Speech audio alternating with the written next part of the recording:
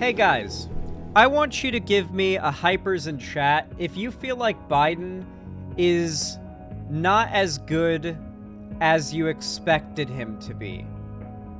Or A, or B, sorry, not as good as you would reasonably, so like within reason, like a reasonable expectation would be. Because in my opinion, Biden has done an exceptionally good job for what circumstances he's in. In fact, the economy that Biden inherited was god-awful. Many people were suffering under an economic collapse that was just kind of looming. We had a pretty serious recession on par with that of the 2008 economic crisis, and Biden was given a pretty serious mess to clean up. So how has Biden handled it? Well, recently, Biden did a speaking engagement in which he apparently did a really good job of explaining in detail how he has improved the economy, not just pointing to where the economy has improved, but explaining exactly what he did to improve it, and then goes on to explain what he plans to do in the future to continue this era of unprecedented economic growth, which has literally been record-breaking. We are experiencing record-breaking, sustained economic growth under Biden. The right will never allow you to believe this. They will continue to convince you that we are failing and inflation is going to destroy the country and it's going to collapse. But in reality, we are seeing unprecedented economic growth. And let's hear about it. Face a stark choice. Behind curtain number one, America's most notorious snake oil salesman. From the moment he descended the escalator at Trump Tower in 2015, Donald Trump sold himself to the American people, and especially his base, as a successful businessman who would hire, quote, only the best people. Not only did that carefully crafted image of Trump as some sort of business mogul collapse like a house of cards in the wake of Attorney General Tish James's uncovering of years of widespread financial fraud, but Trump has become the first president since Herbert Hoover to leave office with fewer jobs in this country than when he entered office. Not to mention many of his people, those so-called best people that Trump brought on, think that Donald Trump should never, ever, ever get close to the White House again. Now, behind curtain number two, a serious public... Literally one term, and he caused a fucking plague that resulted in, certainly for America, but all around the world, a massive economic crash. Yeah. If you are a reasonable person who's no longer drinking the Trump Kool-Aid or forced to, like, toe the line because you work for him, you absolutely don't think he should be anywhere near the White House again because you knew him personally, know how temperamental he is, and what a horrible leader he is for this country. Not even just ideologically, but, like, pragmatically. He doesn't know how to run the country well. If he is back in power, he may cause many more millions of Americans to die of another plague or more COVID. I don't know what it'll be. Like, he might have COVID spreading rallies or something.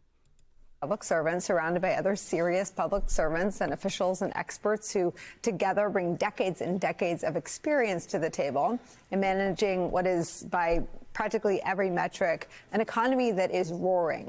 News today that the U.S. added 303,000 jobs. That's well ahead of expectations. And that the unemployment rate fell to 3.8%. That's nearly as low as it has been in half a century.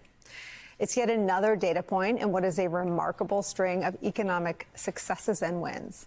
Even inflation, which soared in the wake of the COVID pandemic, is down from its 2022 highs. Because he is incapable. So inflation never goes away, so to say, like the inflated value never drops. That is to say, the inflation of the dollar never goes away. But what causes it, the inflation rate, can go away, and this results in the effect of, oh, things are back to normal. Prices have pretty much stabilized. Because inflation is just caused by there not being enough supply to meet a demand. And once that supply is able to level out for that demand, or the demand levels out to the supply, the things just kind of tend to work themselves out. Obviously, prices don't tend to change. What we have seen is wages go up. Wages have increased under Biden. Worked hours have gone up. Jobs have gone up. So people are able to afford things much more again. Capable of facing facts, especially in this area. Trump has been spinning a version of the economy over on Earth 2 that he calls a cesspool. He said that at a rally last month. But as CNBC points out, quote, the numbers paint a different picture. One more in line with Biden's narrative of economic dominance, American economic dominance, than Trump's apocalyptic warnings. Well, this is the same strategy that the Republicans used for the border funding bill. The Republicans' biggest wedge issue is the narrative that there are billions of illegals flooding into the country with pitchforks and torches like Uruk-hai in Lord of the Rings, coming in to pillage and rape our towns and villages. But that's not the reality of it, of course. But regardless, the Democrats and Biden called the Republicans' bluff and offered the biggest funding bill for border security in American history, and the Republicans unanimously voted against it. And all of them gave their reasons. For some reason, they decided to admit why they did it, being they can't, quote-unquote, solve this problem while Biden is in office because they can't allow him to take credit for solving the immigration problem. That needs to be for Trump to solve. If you think I'm lying, you can look at Mitt Romney and other Republicans saying exactly this and criticizing House Republicans for this, because they recognize that, like, you know, they're just trying to worship Trump and keep a wedge issue there for Trump to, quote-unquote, solve, or try to solve, or say he's going to solve. God, my nose will not stop itching. What the fuck? Biden's like presidential magic. campaign touting the great jobs numbers today said this, quote, President Biden inherited the worst economy since the Great Depression from Donald Trump, because Trump only cared about one job, his own. Even the folks over at Fox Business had to admit, economy's in pretty good shape. Because there's no data you can point to that says the economy is doing poorly. I remember at one point Fox was desperately coping where, like, the economy naturally, I mean, look at any graph of growth, and there's always like a where it's like a general trend upwards, but there's always very brief spikes down. That's just like how that works. That's how a general, like, growth works. There's usually not just a steady upward growth in any chart for any economic thing ever. Stocks or the Dow Jones or NASDAQ, S&P 500, spider puts, like anything that you can imagine as far as like economic growth. These are index funds, by the way, if you're wondering. Like the Dow Jones, NASDAQ, S&P 500 futures, these are all index funds. They're basically just collections of a bunch of the biggest, most economy defining and driving companies. And you're basically, when you buy, say, let's say you buy like a share of the S&P 500. That's what my money's in, by the way. You're buying a piece of a shitload of companies. They're very low risk, high reward, or not low risk, low reward investments, and they generally grow in the they're pretty good representations of the economy. There's not really any numbers you can point to where the economy is dropping. They tried to cope and say that like there would be like a drop, like a 1 week low in the midst of an 8-month high for the economy, and they would say, look how Biden is failing. But, you know, I mean, we continue to see, like, every week I'm coming on to say, hey, by the way, we continue to have record-breaking economic growth. It's not stopping or slowing. Biden continues to do a great job. At the end of the day, as you know, we started off discussing, the economy is doing better than everybody expected. We were all thinking there was a recession late last year, 12 months ago, and then you got 3% GDP growth. And right now it looks like that's going to continue for a while. Mind you, Biden also just canceled a shitload of student debt as well. Like hundreds of millions of dollars of student debt he recently canceled. It's where we start today with some of our favorite reporters and friends. With me here at the table, NBC News senior business correspondent Christine Romans, plus host of the On Brand podcast, Donnie Deutsch is here, and the host of Politics Nation here on MSNBC, and president of the National Action Network, the Reverend Al Sharpton's here. It's so nice to have you here, and we've interconnected and sort of known each other through very different roles. And I admitted to you in the makeup room that when I worked in Republican politics, I had the job of spinning a not good economy at this sort of very moment in a political calendar in the context of a presidential campaign. And I want to understand from you, first, the facts, and two, the difference between what people think. I like how she's like, so back when I was a Republican grifter, I had to find a way to spin a bad economy under, I don't know, Bush into being something good to a Republican audience. Like, he's actually doing a good job despite all the red on this screen. Think of Biden's economy and what the facts really say. So first, I mean, in any era, a report like this would be received in any office, the White House, you know, as we got an A report card today. You know, this is a great number in any era. 303,000 net new jobs added in 1 month would be good. 3.8% unemployment. That is a good number, and broad-based job gains. But there's something interesting happening here where there's two parallel tracks. One that is the story of a strong economy, resilient, and actually getting better by the day, by the week, accelerating job creation in the beginning part of this year. And the other side where people say they don't feel it. And I think the big reason there is that inflation story. Inflation scars run pretty deep. The White House today did push out, the Council of Economic Advisors, a chart. People think that when the inflation rate goes down and like that stops being a problem, like there's no more continued inflation, they think that means things go back to being worth as much as they used to be. That's not how it works. Companies set the prices, and very rarely do they decide to set prices lower than they were previously established. The only time that usually happens, the reverse of the inflation of the US dollar, is when the supply rapidly outpaces the demand. We saw this happen big time during COVID with gas. Do you remember when like gas was selling for like pennies a gallon or whatever, and people were just like getting empty gallons of water and buckets and taking them to the gas stations to fill them up to like hoard up on cheap gas? We've seen massively expensive gas prices prior to that, and we're obviously seeing them after that fact too, despite them somewhat stabilizing now. The only scenario in which they will really drop gas prices is if the demand for gas substantially plummets, meaning if people just stop driving as much and start riding bikes and walking, then you'll see gas prices drop. That's for damn sure.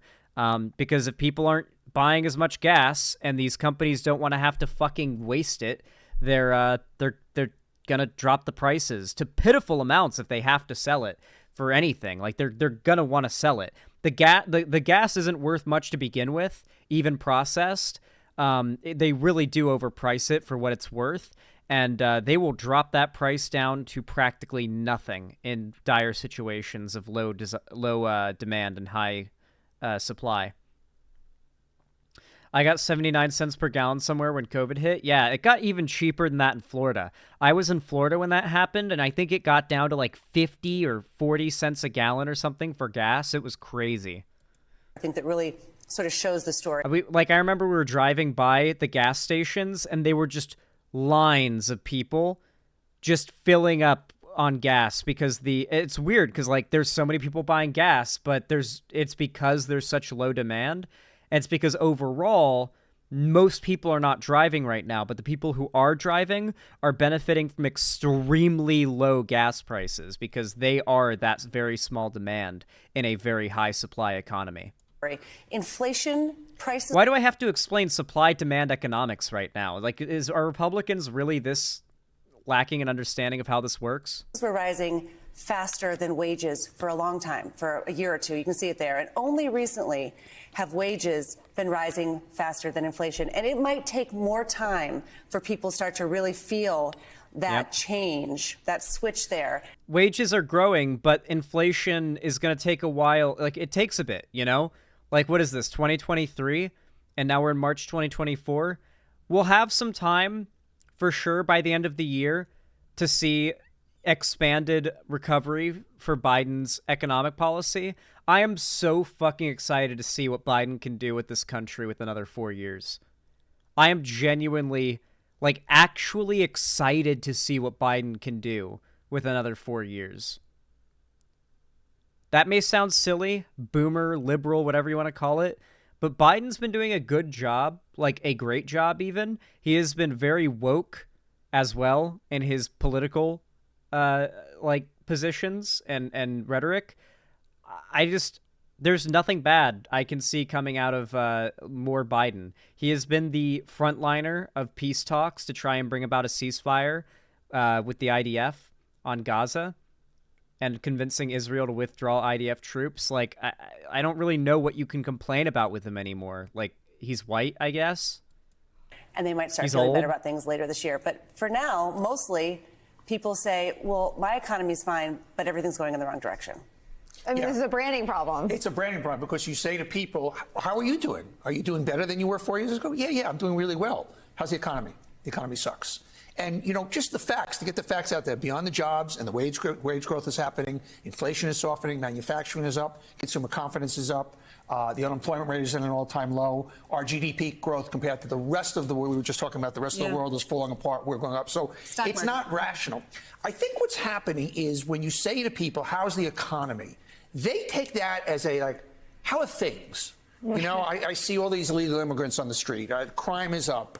I don't feel good. If you say this to me, how are you doing? No, that's not true. They're not seeing any illegal immigrants on the street. The people who think they're illegal immigrants walking the streets and, destroying the country are people who have literally never seen a city in their entire lives. I know these are coastal elite liberal MSNBC hosts and all, but, you have to keep yourself, grounded, right?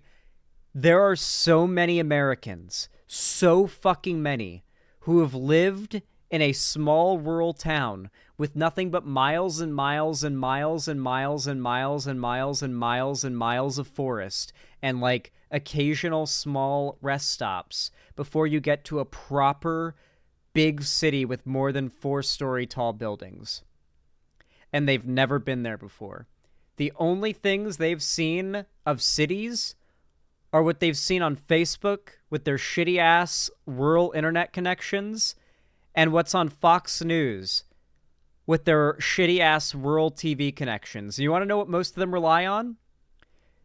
Most of them have never seen a black person or a brown person or an Asian person or a trans person or a gay person? Absolutely. Do you want to know what most of these people have relied on for their news and politics for a long time because of their general lifestyle vicinity and where they live? Radio. TV sucks out there. They can't get internet. They can't get good cable. So what do they have? They've got radio. And who's the king of political radio, or was? Rush fucking Limbaugh and Alex Jones. Exactly. That alone, that understanding of the state of geography and politics in America alone will give you a really good idea of where a lot of people's beliefs come from and what guides and motivates them. I'm doing well. How are you feeling? I'm not feeling so well. And I think economy has become this weird substitute for just the ether out there because the numbers are the numbers. And the other thing is people say, I am doing better. So the messaging has to be not about the economy, it has to be about you. They have to take it to the voter.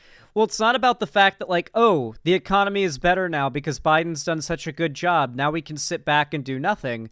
That's not even what Biden's saying. Biden's saying, look what a good job I've done so far. Don't you want me to continue doing this? This is just what I've been able to do so far, give me a chance to keep this going for another 4 years. Maybe I can even accelerate this to an even faster rate of economic growth, recovery, wage increases. He's making your lives better. He's canceling student debt. He's opening up permits for green energy. The guy is doing his best, even with a Republican-controlled Supreme Court that is actively trying to shut down his $417 million student debt cancellation that he's doing. The Republican Trump-appointed Supreme Court's trying to cancel that. If you think Trump is going to be better, or Trump is so much, or if you think Biden is so much equivalent to Trump that it's not worth voting for him, then you're just, are you privileged? You must be check your privilege. Unironically, check your privilege if you think Trump and Biden are the same, and Biden's not worth voting for. Seriously, check your privilege. I'm going to start using that now against lefties who say they shouldn't vote for Biden. And I think, you've done this your entire life. The simple question: are you better off than you were 4 years ago? You have to just ask the voter, not make it about statistics of the economy. How are you doing? Yeah, but you know better than anybody that Trump's answering the question for his voters, and he's telling them the answer is no. He's telling them about crime. Crime numbers are down, too. Crime numbers are down. I mean, we could have started with the crime numbers. It's the same story. Crime is down. People are afraid. Well, crime tends to go down when the economy does better and people are doing better. Believe it or not, people don't just do crime because there are evil people out there. I mean, there are definitely mentally ill and unwell people out there that will always do crime, regardless of socioeconomic state. But those are few and far between. That's a pretty substantially small proportion of the population. Most crime is property crime or violent crime caused by property crime, if that makes sense. Like, for example, a gang shootout that happens because of a robbery gone wrong. Like, yeah, that was a gang shootout and some people got shot, but the only reason people got shot was because a robbery went wrong, and the only reason people were robbing was because they don't have money. Like, if they had stacks on stacks on stacks of money, they wouldn't be robbing people, and they wouldn't be in a gunfight, like, and thus contributing to a violent crime statistic. So yeah, like, if you get rid of the economic anxiety, you tend to see a pretty consistent, broad, general drop in crime. It's a pretty, hey, you want to get rid of crime? Get rid of economic anxiety. To have a layover in an American city. Yeah, which is why I keep saying the only path for the Democrats, this is not a logical thing. You have to say, well, however you're feeling now, this is how dark it will get. I don't know where else to go. As a marketer, as an advertiser, you can't, it's not registered. I feel the left needs to use hope as a marketing strategy for Biden. It worked really well for Obama. It won him 2 elections. I feel like hope and, promise for a better future for America is the best, way to market Biden right now, Like, it's not even, marketing. That feels like such a dirty word, but it's just accurate. It's his brand. It's what he's doing, and it's what he should be focusing on. It's his strong point. It's what people should be voting for him because of, he's doing a good job. Vote for him. He's doing a good job. What can I say? I really don't know what else I can say. There's no more commentary I can give than, look, Biden's doing a good job. You should vote for him because he's doing a good job, and he's going to make your life better if you're an American, and the lives of many other certainly less fortunate Americans better as well. So, yeah, maybe it's worth voting. Maybe. Leave a like if you agree. Comment down below if you agree. I love it when you guys comment.